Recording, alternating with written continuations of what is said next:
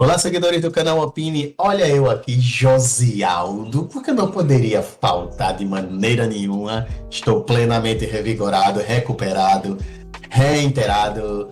Estou tudo inteirado, né? Porra! Tudo isso? E meu eterno companheiro, né? Até agora parece que está agora passando pelas viralidades que eu passei. É, ele tá passando a mazela dele pra mim, agora. Como não podia faltar, estamos na Semana Nostalgia. Tchan. E se viemos trazer uma grata... É grata? Sim. Não, um retorno, né? Um retorno. Um retorno dessa grande surpresa que foi. Na época eu era criança, né? Pode entregar a idade, cara? Eu fui ver no cinema. Caracas. Eu assisti foi na Globo de noite, naquelas sessões que a Globo fazia durante a semana, né? Cinema especial. Aí, e lançou essa grata surpresa. Filme divertidíssimo.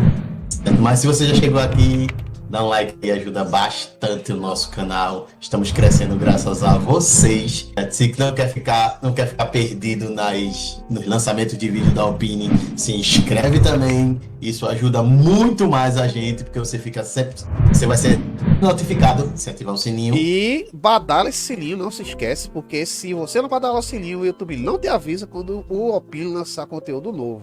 E se você conhece essa obra que a gente vai falar, comenta aí embaixo. A gente adora seus comentários. Gostamos quando vocês falam. Seu coraçãozinho, ó, garantido.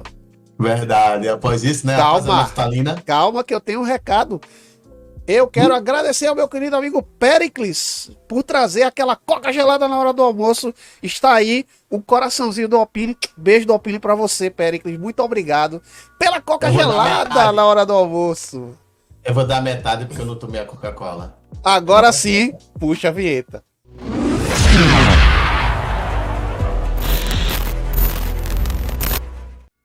Análise de Uma Cilada para Roger Rabbit.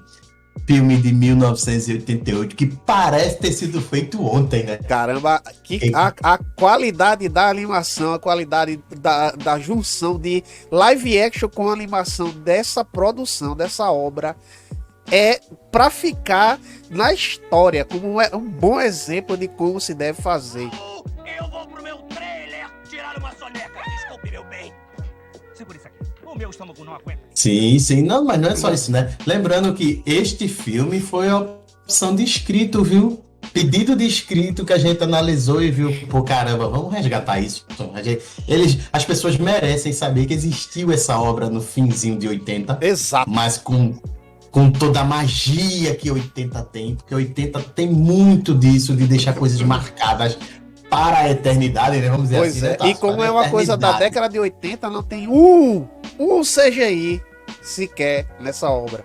Tudo feito, ó, desenho tradicional, animação tradicional. E a começar, né, Tassi? Vamos começar logo pelos grandes times de arte, a gente começa logo pelo grande diretor. Sem dúvida, a gente tem a direção aí magnífica de Robert Zemeckis. Quem é Robert Zemeckis? Só o cara que dirigiu a trilogia De Volta para o Futuro. É o clássico da década de 80 e 90. Tá? Sem Só dúvida. para vocês que não sabem, se você gosta de cultura nerd, você já ouviu falar pelo menos dessa trilogia. Pelo menos.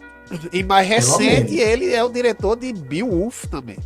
Ele pode fazer todos os ótimos trabalhos, né? Mas a direção, você vê a mão do Zemeckis, por quê? Porque a gente tá falando o nome dele.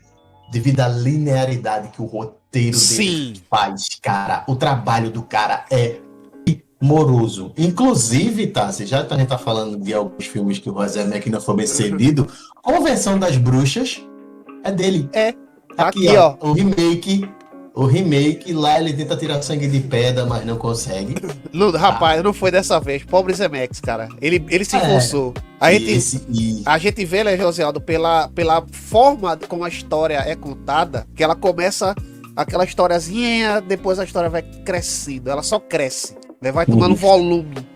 E daqui a pouco você está dentro de um grande mistério, de uma boa história de detetive, que é o que é Uma Cilada para Roger Rabbit. Tem uma boa história de detetive, com o mistério a ser resolvido.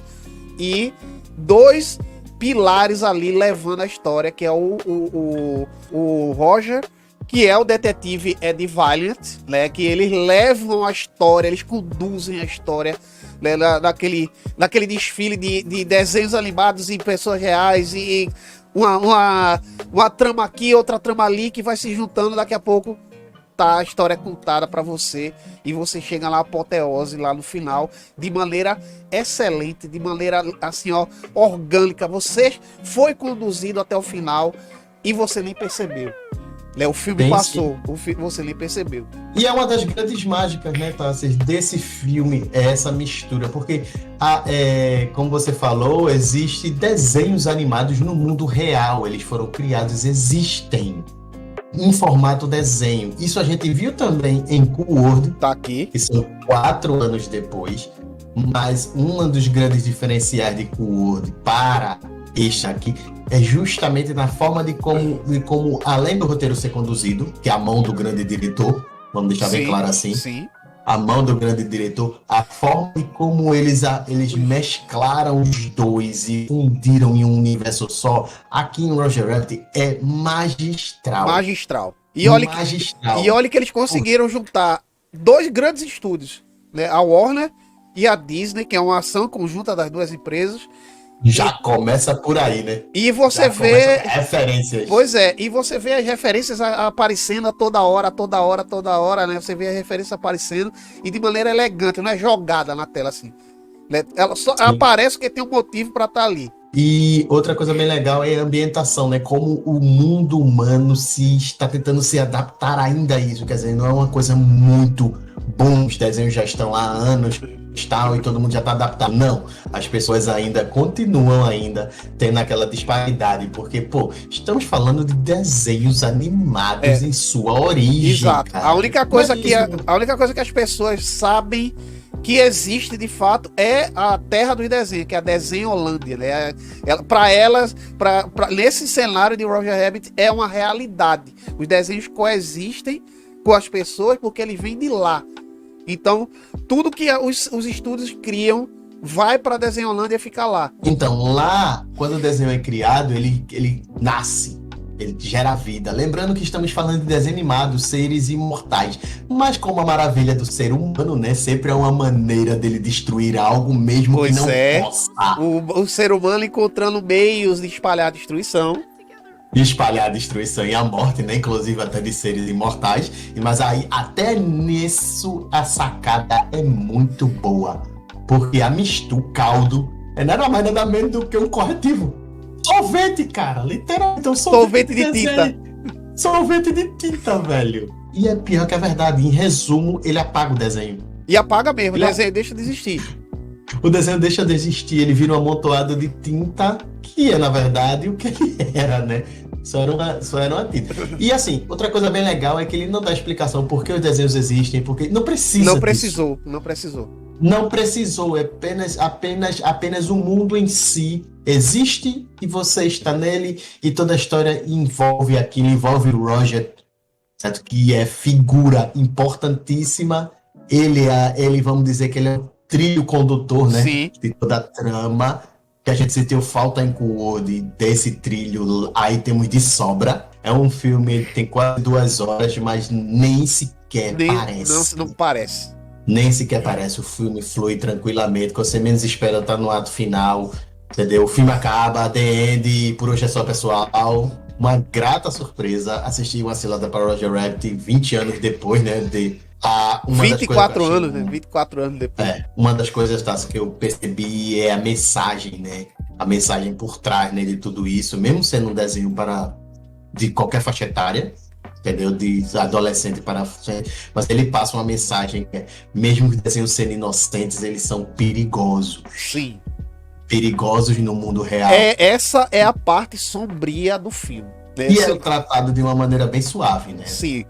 Eles amenizaram, mas se você parar pra analisar ali, pra pensar, o desenho acaba com a pessoa e não tem nem como investigar.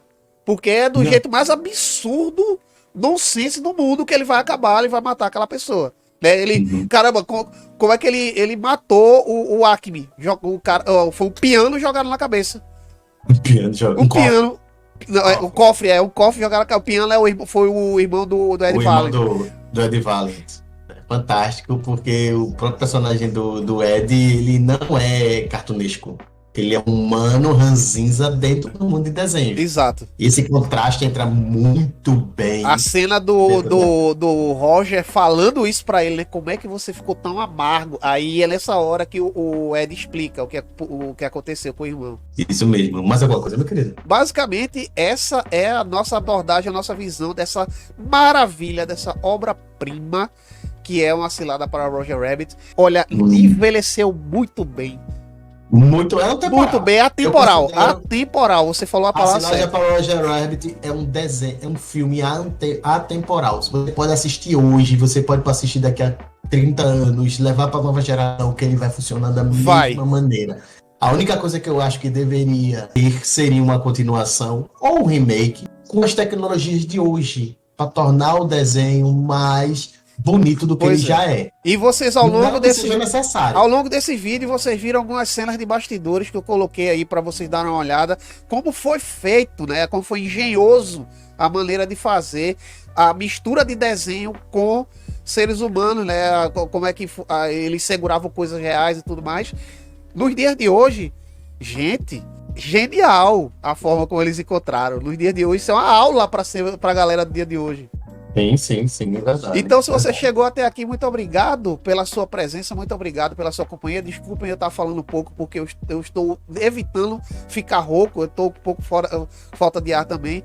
Então, essa é a nossa abordagem de Uma Cilada para Roger Rabbit. Um beijo do Opine. Beijo do Opine. Por hoje é só, pessoal. Eu não sou uma. Eu fui desenhada assim.